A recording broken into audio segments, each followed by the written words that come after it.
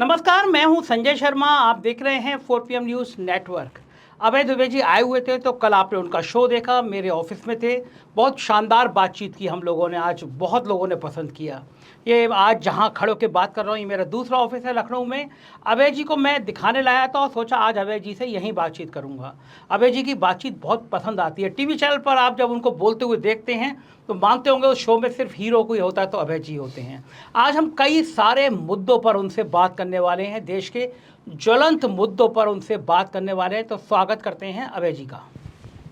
अभय जी बहुत बहुत स्वागत है आपका 4 PM न्यूज़ नेटवर्क में। आपने हमारे दोनों ऑफिस देख लिए, हमारा बड़ा मन था हम दूसरा ऑफिस भी आपके देखें। बहुत अच्छे ऑफिस हैं और आपके कर्मचारी भी बड़े निष्ठावान तरीके से हाँ, अपने बहुत काम में लगे हुए हैं। मज़ेदार तरीके से रहते हैं, लाइव रहते जी, हैं, सब जी, बच्चे जी, लोग मुझे टीवी जी, रहते हैं। जी, अभय जी बात शुरुआत करूँगा, आज एक बड़ी घटनाक्रम हुआ है, के कविता को जमानत मिली है। जी, और मैं हैदराबाद में था उस दिन, जिस दिन पहली बार सीबीआई उनके घर पे थी। जी। सीबीआई अंदर थी और मैं बाहर खड़े होकर रिपोर्टिंग कर रहा था। हुँ, और मुझे लगता था उस समय तक केसीआर का बड़ा जलवा था, मुझे जी। लगता था केसीआर को कोई हरा नहीं पाएगा। हुँ, लेकिन उसके बाद केसीआर थोड़े नम्र पड़े और ये मैसेज किया वो बीजेपी के संग तालमेल कर रहे हैं हुँ, और मुस्लिम वोट सारे कांग्रेस में चले गए, सत्ता बदल गई।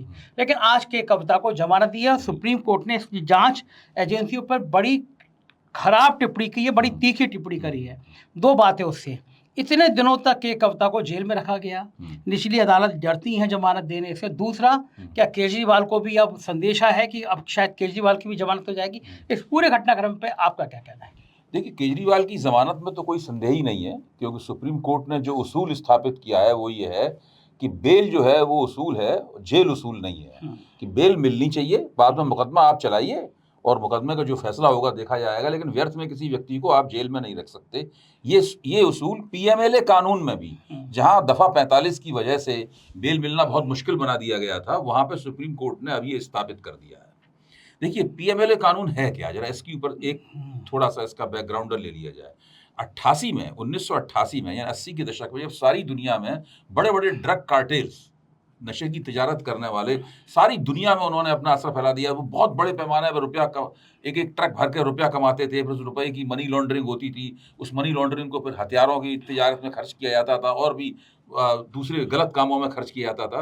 तो उसके लिए अमेरिका के नेतृत्व में यूनाइटेड नेशंस में एक प्रस्ताव पास हुआ, एक संधि हुई जिस पे सारे देशों ने उस पे दस्तखत किए, भारत ने भी दस्तखत किए और उन तमाम सरकारें प्रतिबद्ध हो गईं कि वो मनी लॉन्ड्रिंग के खिलाफ कड़े कानून बनाएँगी। इसलिए पीएमएलए कानून बना।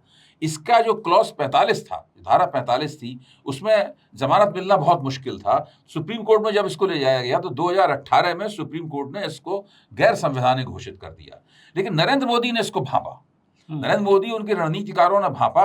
उन्होंने कहा कि इस क्लॉज़ का इस्तेमाल करके नशे की तिजारत को छोड़ दीजिए, हम भारत में विपक्ष मुक्त लोकतंत्र बनाने की तिकड़म कर सकते हैं। तो यहाँ पे नरेंद्र मोदी का जो मॉडल है विपक्ष मुक्त लोकतंत्र बनाने का, वो बांग्लादेश में शेख हसीना के मॉडल से अलग तरह का मॉडल दिखाई पड़ता है।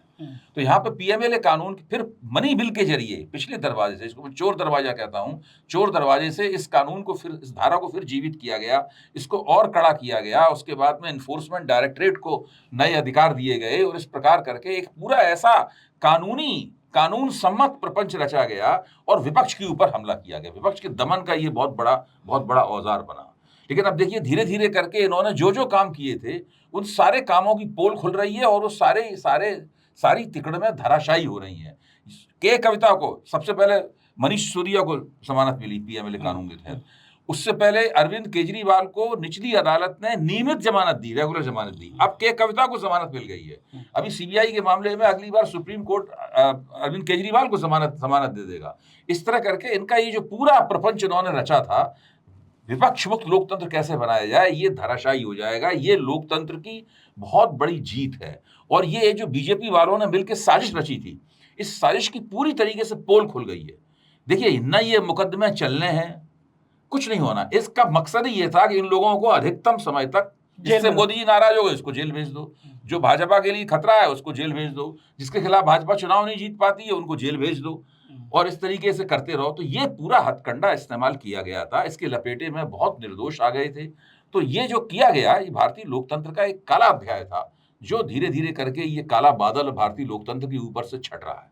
मुझे, हाँ, आपने ये बात सही की। संजय सिंह पार्लियामेंट में नारा लगा रहे थे प्राइम मिनिस्टर के संग, मैंने उस दिन कहा था ये बुक हो जाएंगे। हाँ। और बाद में जब जमानत वाला संजय सिंह से कई सांसदों ने कहा कि साहब, मोदी जी को साहब बोलते हैं, साहब बहुत नाराज हो गए हैं, वो अब तुम्हें छोड़ेंगे नहीं। और वो हुआ भी। मनीष सिसोदिया को इस तरह पकड़ा गया, फिर अरविंद केजरीवाल को पकड़ा गया। लोगों ने सोच लिया था कि आम आदमी पार्टी को खत्म कर देना। वो आम आदमी पार्टी को खत्म करने के लिए ही ये पूरा सब रचा गया था। और अब देखिए इसका क्या हाल हुआ। क्योंकि लोकतंत्र में ठीक है, आपके हथकंडे कुछ दिन तक चल जाते हैं, लेकिन अंततः अगर लोकतंत्र में जीवनी शक्ति है तो जनता हस्तक्षेप करती है, वो लोकतंत्र में संशोधन करती है। जो 4 जून का नतीजा है लोकसभा का, वो लोकतंत्र में किया गया एक छोटा सा संशोधन है। इस छोटे संशोधन का ही नतीजा क्या निकला, इसका अंदाजा आप लगा सकते हैं। नहीं, इसका अंदाजा तो ये लग रहा कि खड़गे जी ने ट्वीट किया कि ये सरकार तो बैकफुट सरकार हो गई है। पिछली बार मोदी पार्ट 2 में उन्होंने 2 बार वापस लिया अपने बिल। किसान वाला वापस लिया, जो टैबरों के लिए लाए थे वो वापस लिया, और वो तो टैब वाला लाए नहीं, तो उससे पहले ही उन्होंने विड्रॉ कर लिया था। लेकिन किसान वाला बिल वापस लेते हुए कहा कि मेरी तपस्या में कमी रह गई होगी। लेकिन ये माना जाता था मोदी जी झुकते नहीं हैं, और अभी तो 2-3 महीने हुए हैं, झुकने की लाइन लग गई है।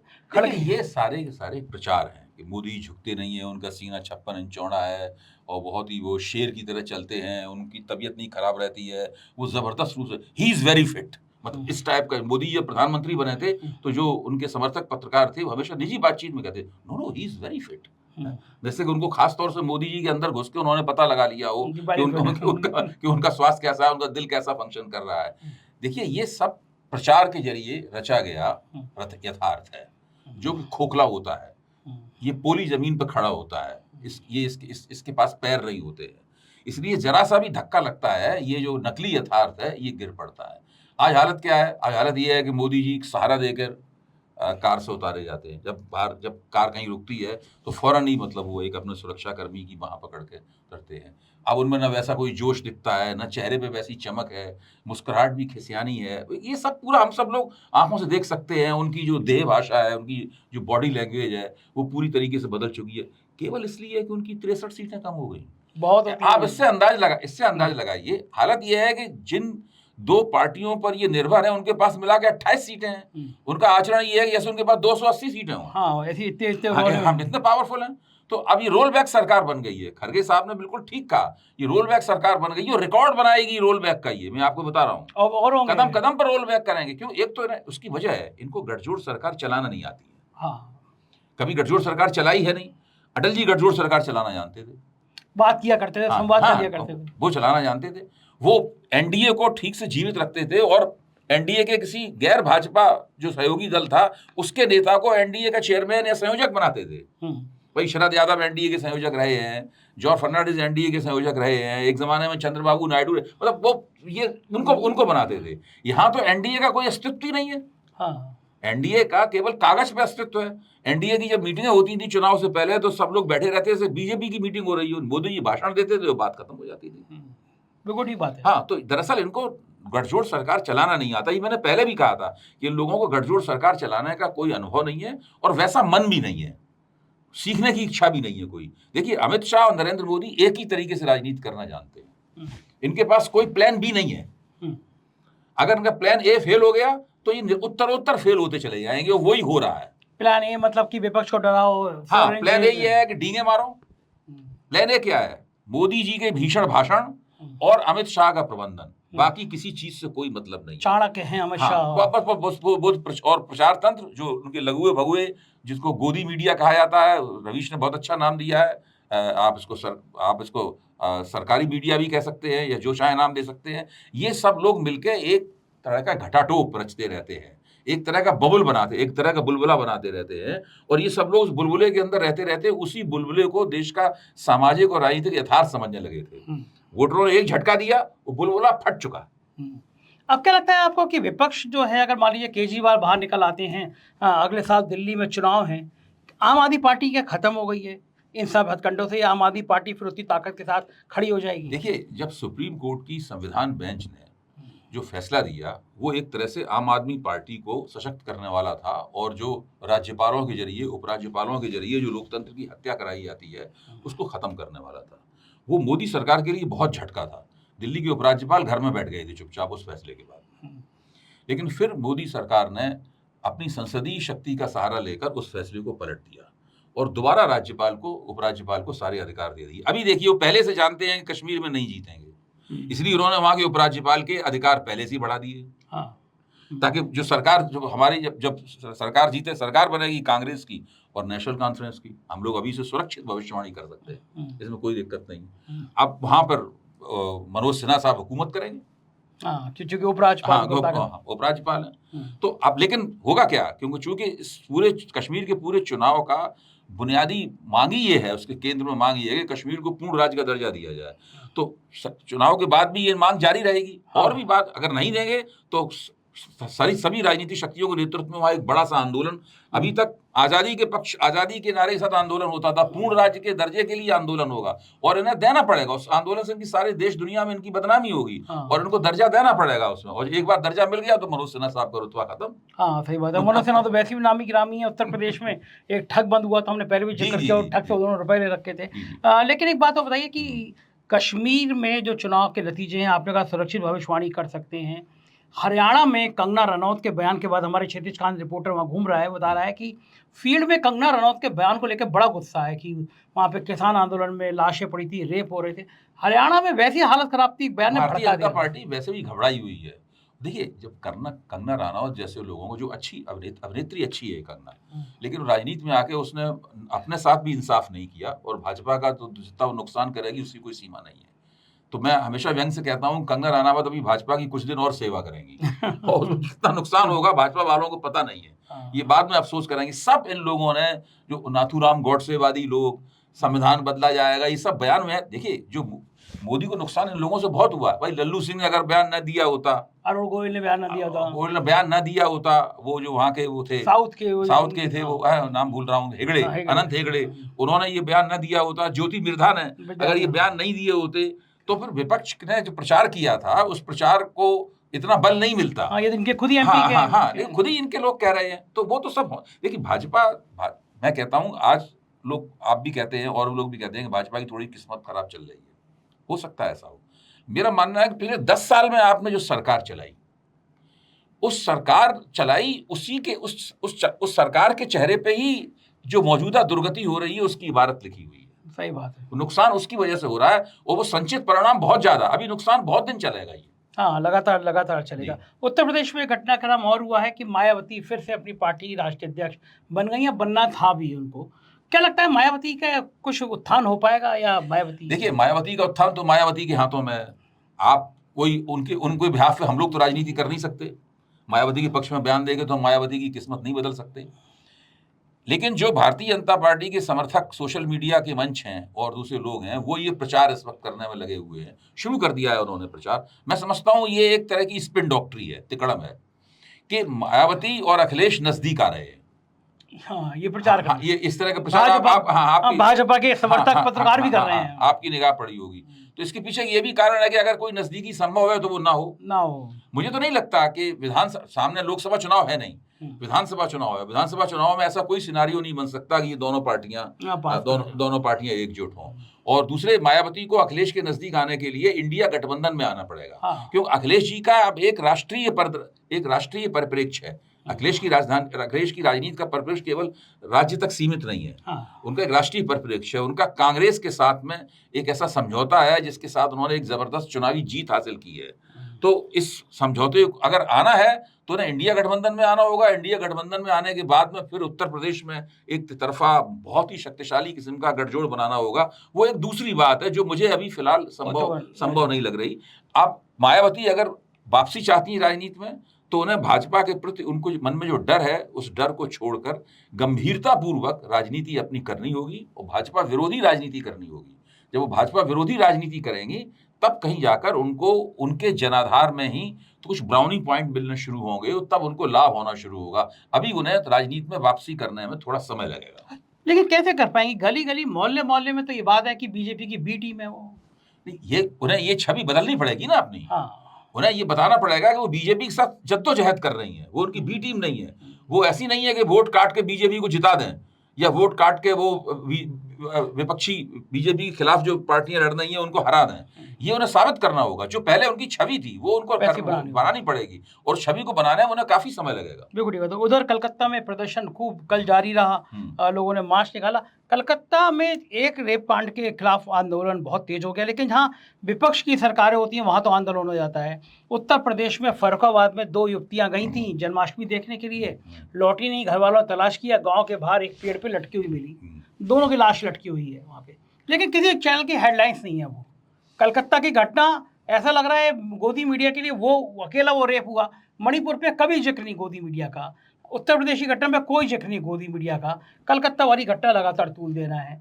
तो जहाँ विपक्ष की सरकार होती है वहाँ पे महिलाओं का उत्पीड़न राष्ट्रीय मुद्दा, और जहाँ सत्ता होती है, बीजेपी की सत्ता होती है, सहयोगी की सत्ता होती है, वहाँ कोई चर्चा ही नहीं। देखिए, जो कलकत्ता का अस्पताल कांड है, अगर ये अस्पताल कांड नहीं होता और तृणमूल कांग्रेस की सरकार ने इसके साथ जो गड़बड़ियाँ की, गलतियाँ की इसको हैंडल करने में, इससे निपटने में, वो अगर नहीं होता तो भारतीय जनता पार्टी के पास ये बात भी कहने के लिए नहीं होती।